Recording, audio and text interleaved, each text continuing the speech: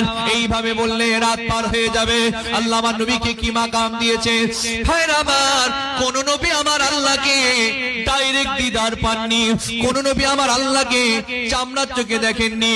মুসা নবী আল্লাহর সাথে কথা বলতেন, কিন্তু আমার আল্লাহকে তিনি দেখেন নাই।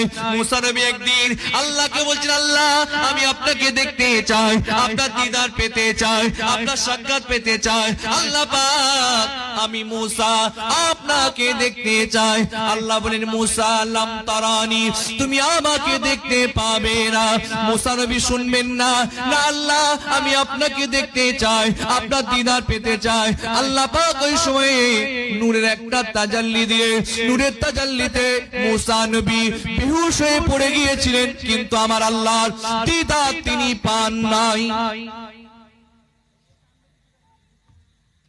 কিন্তু আপনার নবী আমার নবী, নবীদের নবী, কাবার কাবা আমার রাসূলুল্লাহকে আমার আল্লাহ মক্কা থেকে ডেকে নিয়ে গিয়ে বাইতুল মুকাদ্দাস, বাইতুল মুকাদ্দাস থেকে নিয়ে গিয়ে সাত আসমান পার করে মাকামে মাহমুদ পার করে সিদরাতুল মুনতাহা পার করে নিয়ে গিয়ে আমার আল্লাহ পাক আমার নবীকে ডাইরেক্ট দিদারটা দিয়ে দেয়।